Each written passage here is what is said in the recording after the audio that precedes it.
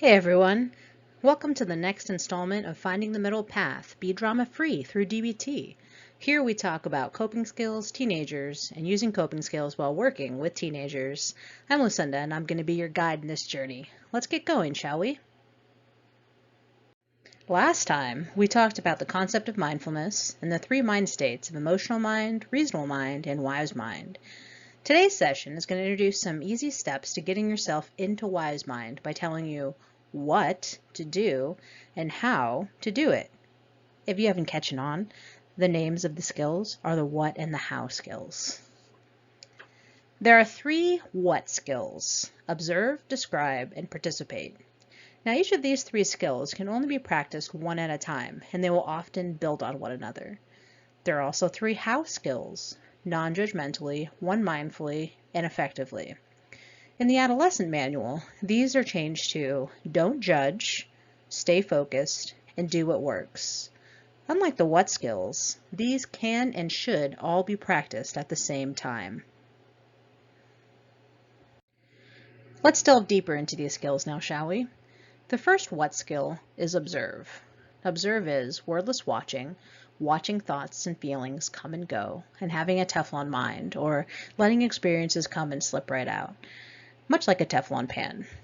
And part of the observe skill is observing outside yourself using all five senses, but an equally important part is observing thoughts as they pop up in your mind. Now this is something that takes a pretty good amount of practice. I mean, if you think about it, how often do you just sit and make note of thoughts that come to your mind as they come? I'm going to guess you haven't done that very often.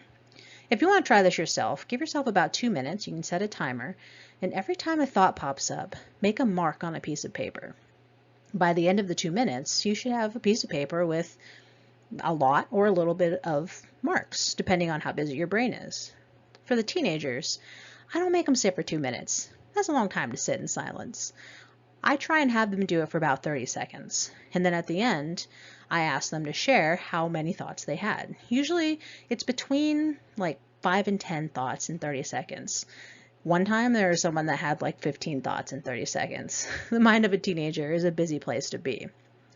Another cool thing that you can do to practice observing thoughts is figuring out the difference between observing thoughts and thinking thoughts. And this is how you do it. I usually will have cue words. The ones that I use are water, table, air, ice cream, car, purple, and morning. Now the point of the exercise is to watch and remember everything that comes to mind after I say each of those cue words. So for water, maybe think a cup of water, or a waterfall, or the ocean, whatever it is that you think. To think it, and then take note of it. Now the difference then between observing thoughts and thinking thoughts is that thinking is whatever it was that came to mind. If it's a picture, if it's a sound, if it's a memory, that's the thought. The observing part is noticing and remembering it. So that makes it really obvious what the difference is between observing having a thought and just thinking a thought. It's kind of a very subtle difference, but it's very important to learn if you're going to do DBT things. The last little note I have about observe is that for Teflon mind, there's a different thing that we can call it, and I like being a duck. I didn't make this up, someone in the past made it up, but I actually really like it. The reason being, if you don't know anything about ducks, they have really cool special feathers that makes it so that water just flows right off their back, right? So being a duck means you just let things flow right off your back. You don't let it get you down, you don't let it get you wet, you don't let it ruin your day, right? The other cool part about it is that if you want to tell them to use their skills, instead of saying use your Teflon mind, have a Teflon mind, you can say, hey, duck it up, man, be a duck. I always get a giggle out of that, which sometimes usually leads them to giving me a giggle as well. The next what skill is describe. So describe is putting words on the experience and describing what you observe without interpretations. Now, this is the natural progression of the skill. First, you're going to observe what's going on, and after you've observed for a little while, you're going to describe what you've seen. The last part, the last what skill, is participate. Now, participating means to throw yourself into the present moment fully, get into the zone, or fully experience the moment without being self-conscious. Now, there are a lot of really good benefits that you get from participating, but one of the main ones is that you get to learn from uncomfortable emotions. So it may seem weird to say you should be participating fully in those uncomfortable emotions, but what happens if you don't? If you're sad and you're not allowing yourself to fully feel that emotion or to learn from that emotion, that's a lesson that you've lost. Even if it doesn't feel great, there's a lesson that you can learn from something. The second part of participate, or the second benefit that you get, is that it can be a very useful distraction. So if you're having feelings that aren't great, that don't feel great, and you fully participate in something, some activity, I'll use Just Dance as an example, which I'll use a little later, it's a video game if you haven't played it. If you fully get into the Just Dance, it can actually take your mind off of whatever it is that's upsetting you. So that's the second sort of benefit that you can get from participate. One important part of participating is to let go of evaluating and do whatever it is without being self-conscious. Ultimately, participating is what life is all about. Now that you know that participating is what life is all about, you may be asking how you can get yourself to that point. Well, if participation is your goal, you can participate more fully and for longer periods of time if you use the how skills. The how skills are don't judge, stay focused, and do what works. Alternatively, they're also known as be non-judgmental, be one mindful, and be effective. And I'll probably switch between those things interchangeably as we're discussing them. The first one, non-judgmental or don't judge, means notice but don't evaluate as good or bad, stick to observable facts, and acknowledge the harmful and the helpful without judging it. Now, it's kind of difficult to know how to acknowledge the harmful or helpful without judging it. So let's have an example. Let's say you're talking to someone and it starts to get heated, and so you start yelling at each other. Instead of yelling at them, "You're being unreasonable," you can instead say, "Hey, I struggle to talk with you when you're yelling at me." By saying that, you're acknowledging that the yelling that's happening is harmful to the conversation, but you're not telling them that they're being unreasonable, even if you feel like they are being unreasonable. It allows people to stay in a conversation more if you are able to not judge when you're using statements. Sometimes judging is shorthand for acknowledging what's harmful or helpful, and there are places for it. So for example, let's say it's the morning time and you have a household full of people. You open up a carton of milk and you get a foul odor.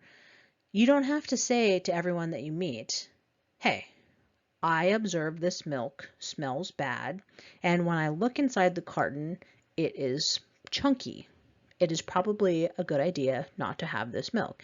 You just say to your family, "Hey, this milk is bad, don't drink it." So that's an example of when it might be shorthand for acknowledging something that's harmful. The last thing to remember about don't judge is if you catch yourself judging, don't judge your judging. We live in a society that's full of judgments. It's most of the time the way that we were brought up. We learn what's good and what's bad. We have magazines and TV shows telling us all the things that are good and all the things that are bad. If you're just learning how to be non-judgmental, just practice replacing those judgments with observable facts. By doing this, you have more control over your emotions.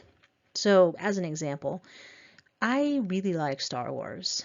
However, the teenagers do not really like Star Wars. In fact, they've tried to watch it a couple times and it has not ended well. Instead of them saying, "Lucinda, Star Wars is the worst movie ever. It sucks," they could replace that with the observable facts of the situation for them. It would be something like, "Lucinda, I tried to watch Star Wars. It was a very slow plot, and the special effects are not what I'm used to." That's a perfectly acceptable example of not being judgmental, but telling me that they don't like Star Wars, which is totally fine. To each their own, right? The next how skill is stay focused or be one mindful. This means to focus your attention on one thing in this moment and concentrate your mind. Multitasking can cause information overload and be potentially stress-inducing and cloud awareness of thoughts, feelings, and urges. By being focused, we take all of that away. Also, if you're not focused on the current moment, you're not living in the moment. So there are lots of missed opportunities for joy. And as we learned before, you want to be participating in life. That's what we want to do. The last house skill, be effective or do what works, is focus on what works to achieve your goal, play by the rules, let go of negative feelings that can make things worse. If you want a shorthand little explanation of this, it's pretty much cut the cord between feeling and doing, because acting on feelings usually doesn't work. I mean, there are some corner cases when it does, but in the long run, generally gets you in trouble. The other part is to let go of shoulds. Being flexible is much more effective. So don't should on yourself or others. If you haven't noticed yet, I really like plays on words, so you're probably going to be hearing quite a few of those throughout the time that we spend together. Okay, let's talk about how to use the what and how skills at work. For the what skills, observe is super simple. You're going to observe the people around you. You can observe your coworkers. If you work in a school, you can observe your students.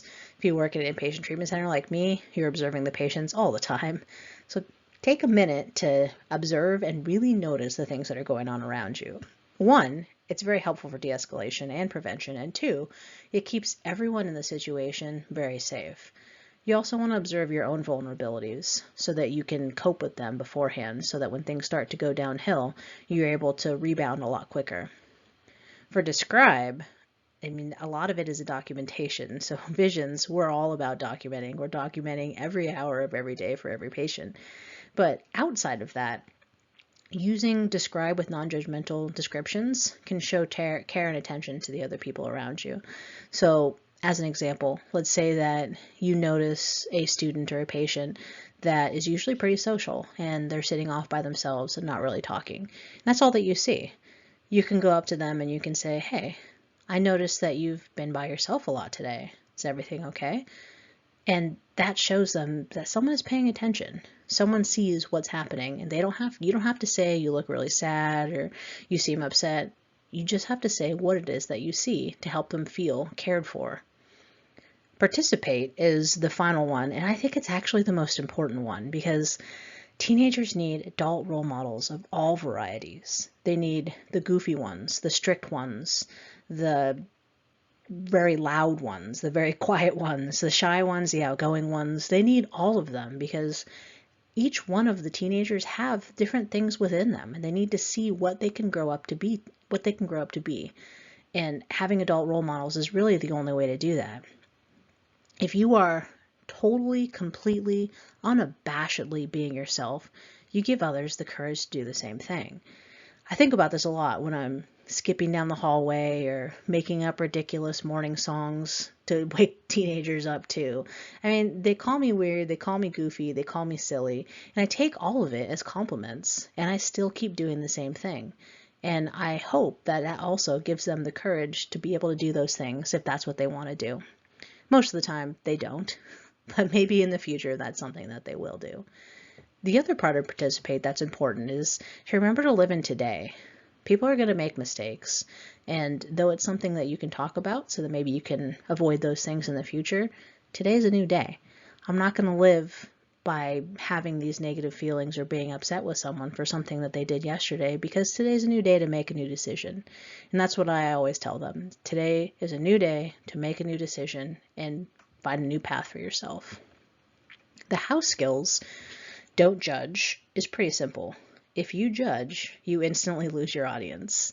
By saying something that a teenager cares about is stupid or doesn't make sense or just ridiculous, they no longer care what you say, because something that's important to them is something that you think is ridiculous. So obviously you have no idea what you're talking about.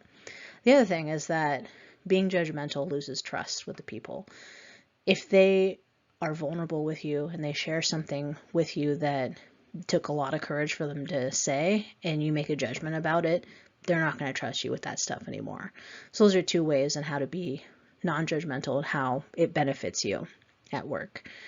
Staying focused, well, that also builds trust. It allows the other person, teenagers, to feel heard and validated, and it also helps them to feel cared for. So sometimes I'll remember random things about them, like they like tomatoes, but they don't like tomato sauce, or they only like to sit in the chair that they sit in. And so I'll put their chair out for them because I know that that's something that they like. And they always say, I didn't know that you were paying attention. How did you know that? Well, I was paying attention. It helps them feel special. And if I could do that by just staying focused, super easy thing to do. The last one, do what works, helps model effective behavior. And it might be something that they don't see anywhere else. Part of this is having healthy boundaries. That again is something that they may not see anywhere else. Someone that follows the rules and does what they're supposed to do to get to their goals is something that they may not have access to. So doing that creates a different kind of role model for them, which is also very important. Okay, so how might a teen relate to what and how? Well, the what skills, as I mentioned before, build upon one another. So you really have to give them a chance to safely get to participate. And here's what I mean by this. I've got a perfect example. We used to use these workout videos called Sweatin' to the Oldies with Richard Simmons as our PE videos. And anytime a new patient came in the middle of PE, you could see on their face, they were thinking, what the heck is this? Right? They're looking around and they're seeing a bunch of teenagers in gray sweats jumping up and down. They look on the TV and they see this guy with curly hair and real short shorts singing along and saying they believe in you. And then the staff just kind of sitting to the side and marking little notes down. It's a surreal, right? It's a surreal experience. So the first day or two or week, they never participate. They're observing, right? They're looking around, they're seeing how the other people are reacting and waiting.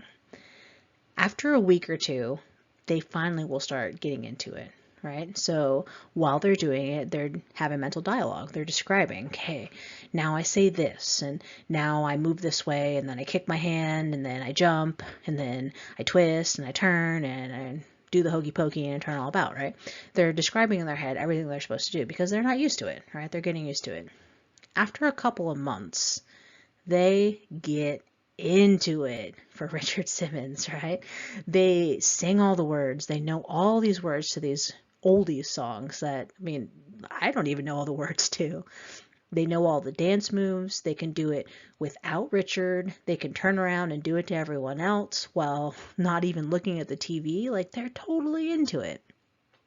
That's how observe, describe, participate build upon each other. And you have to give them the space to feel emotionally safe to get to the participate part. Because part of participation is doing it without feeling self-conscious. And for a teenager, not feeling self-conscious is really, really difficult. They all feel self-conscious. So getting to that part needs time. You have to give them time and space to do it. Observing thoughts also is something that needs a lot of practice. Even saying myself, I noticed I had the thought. It feels unintuitive, right? You're just used to saying I thought or I think. But having the experience of observing the thoughts coming is very odd.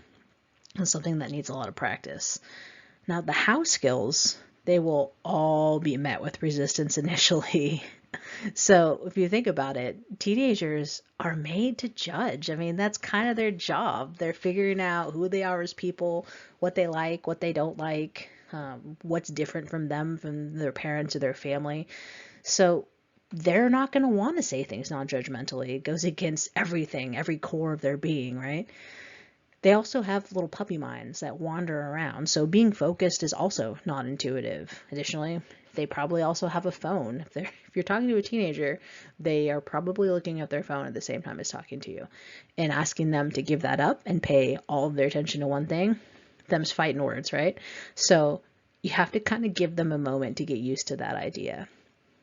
The last part about being effective is also difficult, but for a different reason. There's kind of a scientific reason behind that. So for a teenager, The areas of the brain that control decision making and understanding consequences aren't fully developed until early adulthood.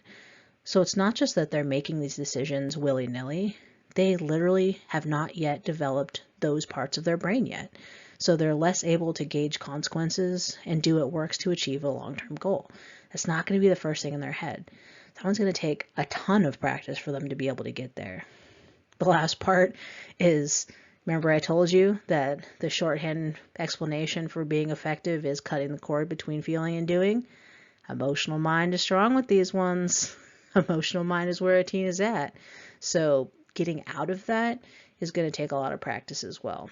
And then all of this comes with having a role model. So again, very important for us as adults to be able to use these skills so that a teenager can see what it is that they can be doing.